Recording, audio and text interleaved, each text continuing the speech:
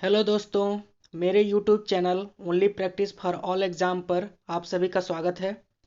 दोस्तों, आज से हम लोग लेखपाल भर्ती के लिए जो सामान्य अध्ययन का पोर्शन है उसको topic wise one liner form में प्रश्नों का अभ्यास करेंगे।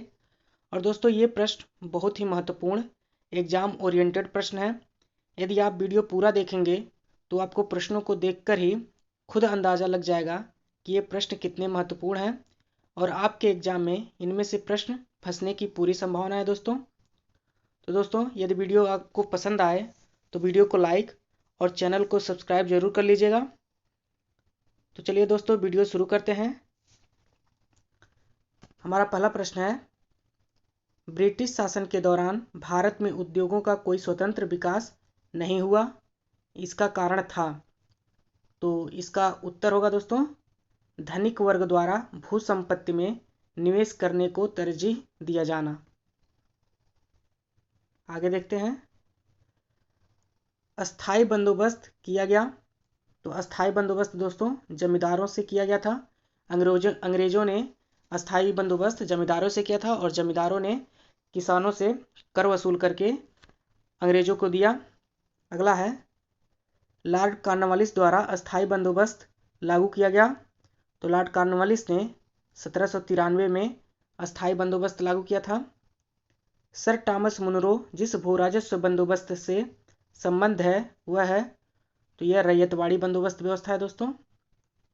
अंग्रेजों ने रैयतवाड़ी व्यवस्था लागू किया था, तो यह मद्रास और बम्बई प्रेसिडेंसी में लागू की गई थी और सर्वाधिक भूमि पर यही लागू हुआ था। अगला है, ब्रिटिश व्यवस्था में रैयतवाड़ी भू राजस्व संग्रह प्रचलित था, तो दक्षिणी तथा पश्चिमी भारत में। इसका उत्तर होगा, अंग्रेजों के शासनकाल में भारत के आर्थिक दोहन के सिद्धांत को प्रतिपादित किया। तो ये दोस्तों हमारे ग्रांड ओल्ड मैन जिन्हें दादा भाई नौरोजी कहा जाता है, ये थे। फिर है, poverty and the unBritish rule in India नामक पुस्तक लिखी। तो हमारे दादा भाई नौरोजी जिन्हें द ग्रांड ओल्ड मैन के उपाधि दी जाती है, इन्होंने ही poverty and the unBritish rule in India लिखा था। आगे देखते हैं, बाल गंगाधर तिलक, आरसी दत्त, एमजी रनाडे तथा सर सैयद अहमद खां में से दादा भाई नौरोजी के उत्सारण सिद्धांत में विश्वास नहीं करता था। तो यह सर सैयद अहमद खां थे जो नौरोजी के उत्सारण सिद्धांत में विश्वास नहीं करते थे। भारत में उपनिवेशी शासनकाल में होम चार्जेज भारत से संपत्ति दोहन का महत्वपूर्ण अंग थे। निम्नलिखित में से कौन सी निधि या निधियां होम चार्जेज की संगठक थीं? तो इसका उत्तर होगा, लंदन में इंडिया ऑफिस के भरण पोषण के लिए प्रयोग में लाई जाने वाली निधि। आगे देखते हैं, किसने भारत के अंग्रेजी उपनिवेशी नियंत्रण की आलोचना में अन ब्रिटिश पदावली का उपयोग किया था? तो इसका उत्तर दोस्तों दादा भाई नौरोजी होगा। ब्रिटिश शासन के दौरान भारत में उद्योगों का कोई स्वतंत्र विकास नहीं हुआ, इसका कारण था तो भारी उद्योगों का अभाव। मद्रास के रैयतवाड़ी बंदोबस्त से कौन संबंधित था? तो टॉमस मुनरो और कर्नल रीड भी थे दोस्तों। सबसे पहले कर्नल रीड ने ही इसको शुरू किया था। फिर अगला है, किसके प्रशासन काल में अस्थाई बंदोबस्त प्रारंभ किया गया था? तो इसका उत्तर लॉर्ड कॉर्नवालिस होगा। किसके पक्षधर नेहरू थे परंतु गांधी नहीं? तो इसका उत्तर होगा भारी औद्योगिकरण। अगला है, सर टॉमस मुनरो भू राजस्व बंदोबस्त से संबद्ध है, तो रैयतवाड़ी बंदोबस्त व्यवस्था। दोस्तों, इसमें क्वेश्चन कई तरीके से उसी क्वेश्चन को बार बार रिपीट करके पूछा जाएगा और पूछा गया है ताकि आप लोगों का जो कॉन्सेप्ट हो उस प्रश्न के बारे में अच्छे से क्लियर हो जाए। और रिपीट होने से दोस्तों आप लोगों को फ़ायदा होगा कि वह प्रश्न अच्छे से आपको कंठस्थ हो जाएगा। फिर है, इस्तमरारी बंदोबस्त किसने लागू किया? तो लॉर्ड कॉर्नवालिस। दोस्तों, इस्तमरारी अस्थाई बंदोबस्त को ही कहा जाता है। आगे के प्रश्न देखते हैं, भारत में प्रथम रेल लाइन का निर्माण किन नगरों के बीच हुआ था? तो यह बम्बई और ठाणे के बीच में हुआ था। लॉर्ड डलहौजी ने शुरू किया था दोस्तों। बंगाल तथा बिहार में अस्थायी बंदोबस्त आरंभ किया था, तो यह कर्नवालिस था। अगला है, किसने 20वीं शताब्दी के प्रारंभ में the economic history of India प्रकाशित की? तो ये रमेश चंद्र दत्त ने प्रकाशित किया था। बंगाल में अकाल का क्या कारण था? तो इसका उत्तर होगा सरकार द्वारा वस्तुओं का न भेजा जाना। अगला है, आर्थिक निकासी के सिद्धांत को किसने प्रतिपादित किया था? तो यह सबसे पहले दादा भाई नौरोजी ने यह किया था। The grand old man of India के नाम से कौन जाना जाता था? तो यह दादा भाई नौरोजी को the grand old man of India कहा जाता है। ब्रह्म समाज के संस्थापक थे? तो राजा राम मोहन राय इसका उत्तर होगा। भारतीय पुनर्जागरण का पिता कहा जाता है? तो यह राजा राम मोहन राय को ही कहा जाता है। फिर है, राजा राम मोहन राय द्वारा स्थापित प्रथम संस्था थी? तो ये आत्मीय सभा थी दोस्तों, जो कि 1815 में स्थापित की गई थी। भारतीय ब्रह्म समाज के संस्थापक थे? तो भारतीय ब्रह्म समाज के संस्थापक केशव चंद्र सेन थे। दोस्तों, जो ब्रह्म समाज है उसका राजा राम मोहन राय है संस्थापक, और ये भारतीय ब्रह्म समाज है, तो इसमें अंतर आप लोग ध्यान दीजिएगा। ब्रह्म समाज का सिद्धांत आधारित है तो एकेश्वरवाद पर। किसने विधवा गृह की स्थापना की? तो D.K. कर्वे ने किया था विधवा गृह का स्थापना। अलीगढ़ आंदोलन किसने चलाया? तो सैयद अहमद खान ने अलीगढ़ आंदोलन चलाया था। रामकृष्ण मिशन की स्थापना की थी? तो इसका उत्तर स्वामी विवेकानंद ने की थी 1897 में। फिर अगला है, दयानंद सरस्वती द्वारा स्थापित है? तो आर्य समाज इसका उत्तर होगा। भारत का मार्टिन लूथर कहलाता है? तो इसका उत्तर स्वामी दयानंद सरस्वती होगा। स्वामी दयानंद सरस्वती को भारत का मार्टिन लूथर कहा जाता है। शुद्धि आंदोलन को किस संगठन का समर्थन प्राप्त था? तो इसका उत्तर होगा आर्य समाज। फिर अगला है, शारदा अधिनियम किससे संबंधित था?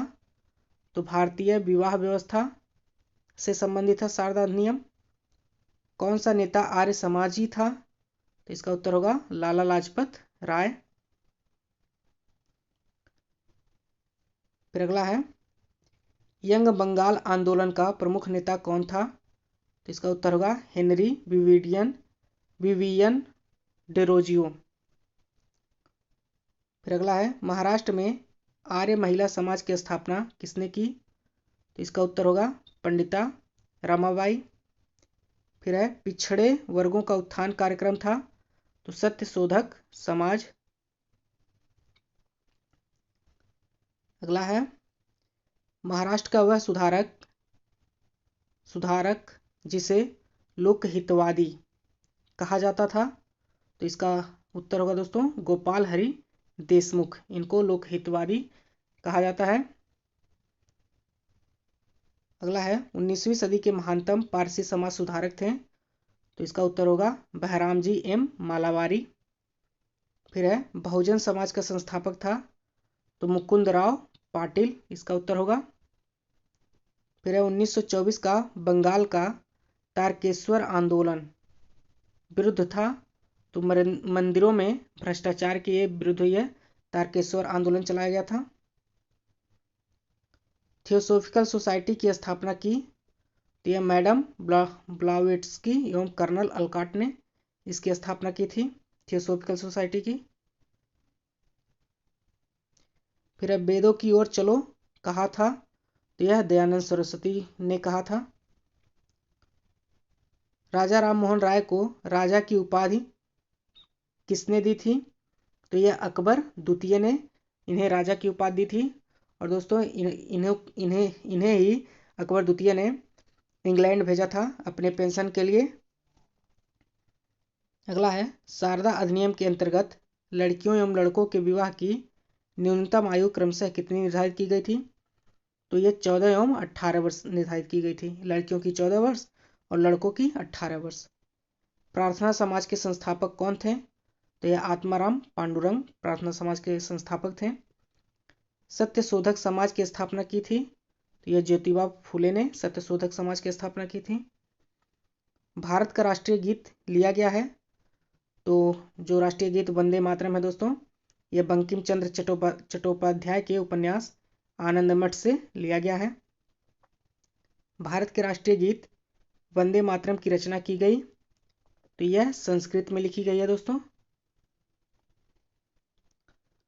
मोहम्मद इकबाल के गीत सारे जहां से अच्छा को किसने संगीतबद्ध किया? तो यह पंडित रविशंकर है। अगला है, भारत का राष्ट्रीय गीत है? तो राष्ट्रीय गीत वंदे मातरम है। भारत की कोकिला के नाम से प्रसिद्ध है? तो सरोजनी नायडू को भारत की कोकिला कहा जाता है। और स्वर कोकिला दोस्तों लता मंगेशकर को कहा जाता है। वह पूर्व राष्ट्रपति जो all India railwaymen's federation से भी संबंधित थे? तो यह बीवी गिरी थे। भारत भारतीयों के लिए नारा दिया था? तो यह आर्य समाज ने दिया था। शांति निकेतन की स्थापना की? तो शांति निकेतन की स्थापना रविन्द्रनाथ टैगोर ने किया था। अगला है, किसने मित्र मेला संघ को शुरू किया था? तो यह विनायक दामोदर सावरकर ने मित्र मेला की स्थापना की थी। किसने बहुविवाह नामक पुस्तक लिखी? तो ईश्वर चंद्र विद्यासागर ने बहुविवाह नामक पुस्तक लिखी। किसने सोम प्रकाश नामक समाचार पत्र शुरू किया? तो इसका भी संपादन ईश्वर चंद्र विद्यासागर ने किया था। Lectures from Colombo to Almora में से किस एक के अनुभवों पर आधारित है? तो यह स्वामी विवेकानंद के अनुभवों पर आधारित है। अगला है, भारत में अंग्रेजों ने प्रथम मदरसा कहाँ स्थापित किया था? तो इसका उत्तर कलकत्ता में होगा दोस्तों। ब्रह्म समाज किस सिद्धांत पर आधारित है? तो एकेश्वरवाद इसका सही उत्तर होगा। स्वदेश वाहिनी के संपादक थे? तो के रामकृष्ण पिल्लई स्वदेश वाहिनी के संस्थापक थे। मराठी पाक्षिक बहिष्कृत भारत किसने आरंभ किया था? तो इसका आरंभ भीमराव अंबेडकर ने किया था। दलित वर्गों का संघ स्थापित किया था? तो डॉक्टर भीमराव अंबेडकर ने दलित वर्गों का संघ स्थापित किया था। वेदों के पुनरुत्थान का श्रेय किसे है? तो इसका श्रेय स्वामी दयानंद सरस्वती को है। अगला है, रामकृष्ण मिशन के संस्थापक कौन थे? तो इसके संस्थापक स्वामी विवेकानंद थे। एशियाटिक सोसाइटी ऑफ बंगाल के संस्थापक थे? तो sir William Jones Asiatic Society of Bengal के संस्थापक थे। किसने सन 1893 में शिकागो में विश्व धर्म संसद में भारत का प्रतिनिधित्व किया था? तो इसका उत्तर स्वामी विवेकानंद होगा। ब्रह्म समाज के संस्थापक थे? तो राजा राम मोहन राय ब्रह्म समाज के संस्थापक थे। 1828 में इसकी स्थापना हुई थी दोस्तों। 19वीं शताब्दी के भारत में सामाजिक एवं धार्मिक आंदोलन का अग्रदूत था? तो यह राजा राम मोहन राय थे। सामाजिक तथा धार्मिक सुधार आंदोलन का प्रारंभ किस क्षेत्र में हुआ? तो यह बंगाल से शुरू हुआ था। विवेकानंद शिकागो में आयोजित विश्व धर्म सम्मेलन में जिस वर्ष भाग लिया हुआ था 1893 था।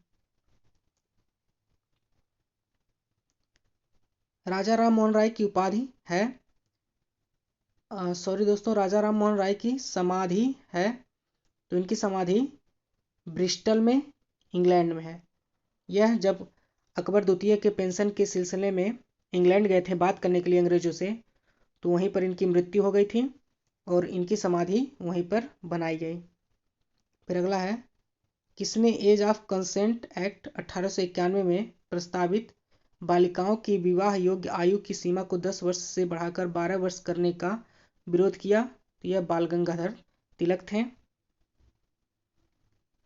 अगला है, जाति एवं नस्ल संबंधी समस्त भेदभाव समाप्त करने हेतु एवं महानिर्वाण तंत्र में प्रदिष्ट विवाह का शैव स्वरूप स्वीकार करने का सुझाव किसने दिया था? तो यह राजा राम मोहन राय ने दिया था। निम्न जातियों की उच्च जातियों की रीतियों और प्रथाओं का अनुकरण और ग्रहण करके स्वयं को बनाए रखने का प्रयास किया, इसे संस्कृतिकरण का नाम दिया था? तो इसका सही उत्तर MN श्रीनिवास होगा। किस संस्था की स्थापना सुरेंद्रनाथ बनर्जी ने 1875 में की? तो इसका उत्तर होगा इंडियन एसोसिएशन ऑफ बंगाल। अगला है, भारत में आधुनिक शिक्षा प्रणाली की नींव पड़ी? तो इसका उत्तर होगा 1835 के मैकाले स्मरण पत्र से। फिर है, किसी ब्रिटिश शासक के काल में औपचारिक रूप से अंग्रेजी माध्यम से शिक्षा प्रारंभ की गई? तो इसका उत्तर होगा लॉर्ड विलियम बेंटिक। अगला है दोस्तों, सैडलर आयोग ने किस विषय पर सिफारिश की? तो इसका उत्तर होगा भारतीय शिक्षा पर। तो दोस्तों, इसके आगे के प्रश्नों को हम अगले वीडियो में कवर करेंगे। वीडियो छोटा छोटा रहेगा तो आप लोगों को अच्छे से समझ में आएगा और याद भी होगा। तो इतना ही रहेगा आज के वीडियो में दोस्तों। अगर वीडियो पसंद आए हो तो वीडियो को लाइक ज़रूर करिएगा।